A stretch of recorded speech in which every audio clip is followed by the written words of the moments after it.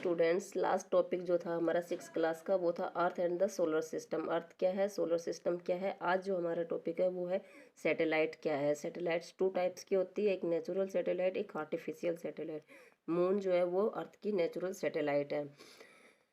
The moon is the only natural satellite of our planet Earth. It is the closest celestial body to the Earth. It is about 3,84,400 kilometre away from the Earth.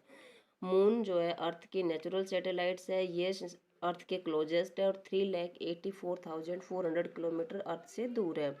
It has no light of its, इसकी अपनी खुद की कोई light नहीं होती, सन के reflect से ये शाइनिंग करती है। मून जो है हमें इंक्रीज और डिक्रीज साइज में दिखता है।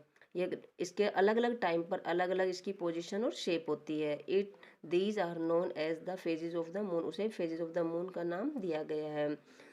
The moon take 27 days and 8 hours of complete one revolution around the earth. Earth पर पूरा एक चक्कर लगाने के लिए 27 डेज और 8 घंटे का समय ये लेता है। The visible shape of the moon that reflect sunlight changes from the night to night, और नाइट टू नाइट इसकी जो शेप है वो चेंज होती रहती है।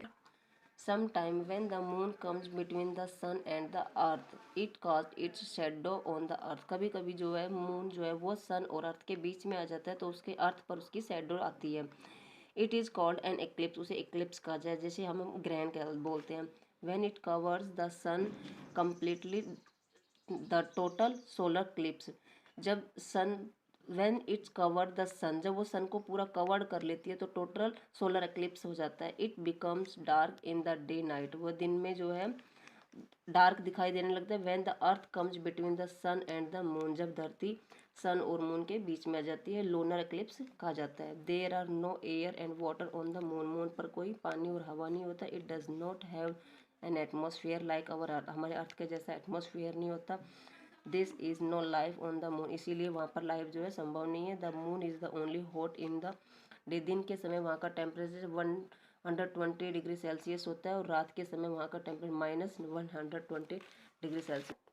On July 21, 1969, two American astronauts Neil Armstrong and the Edwin Aldrin landed on the moon। ये दो आदमी जो सबसे पहले मून पर गए थे 21 जुलाई 1969 में ही explore the surface of the moon, और इन्होंने वहाँ के सरफेस को जब देखा।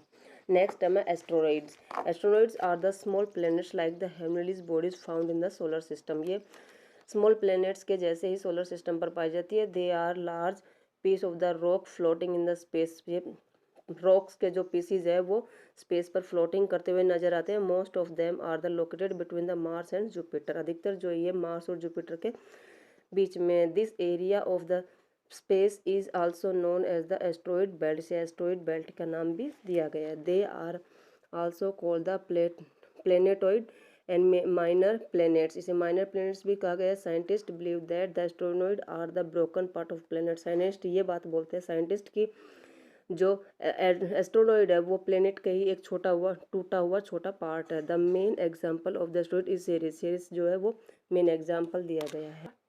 नेक्स्ट है हमारा meteors. The at night you must have seen some bright streaks of light moving cross the sky with great speed.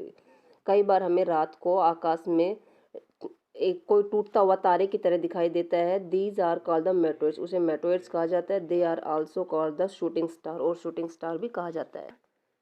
मेटोर्स are small piece of rocks, जो मेटोर्स जो होते हैं वो रॉक के स्मॉल पीसेस से बने होते हैं। Like many heavenly bodies they also revolve around the sun, और ये सन के चारों ओर चक्कर लगाते हैं। They can not be seen they are very small, ये बहुत छोटे होते हैं इसलिए दिखाई नहीं दे सकते। Meteors can be seen in the sky only when they enter the earth atmosphere, ये हमें तभी दिखाई देते हैं जब ये अर्थ के एटमोसफेयर में एंटर कर जाते हैं। Most of them burn up in become gas, कुछ तो ये आते हुए रास्ते में ही जल जाते हैं और गैस बन जाती है। Some big meteoroids do not burn up completely, और कुछ जो होते हैं वो कंप्लीट नहीं जल पाते। They reach the surface of the earth, वो अर्थ के सरफेस पर आकर गिरते हैं। And are called the meteorites, उसे मेटोराइट्स कहा जाता है।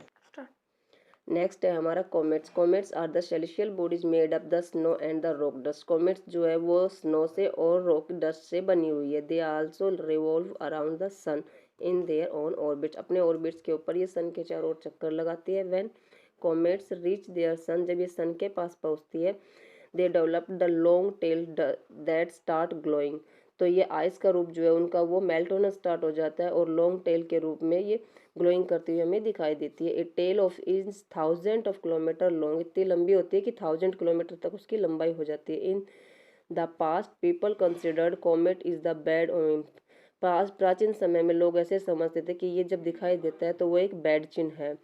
साइंटिस्ट बिलीव दैट, साइंटिस्ट ने ये बताया, there are about 2 million comets orbits in the sun, sun के 2 मिलियन ऑर्बिट्स जो पाए गए हैं। The most famous comets is the Halley comets, it can be seen once in every 76 year, 76 years में एक बार दिखाई देता है। It was last seen in 1986, और लास्ट जो दिखाई दिया था वो 1986 में दिखाई दिया था। There are some comets that take even more time than Halley comets of orbit the sun, इसी तरीके से ये बहुत सारा टाइम ले लेता है।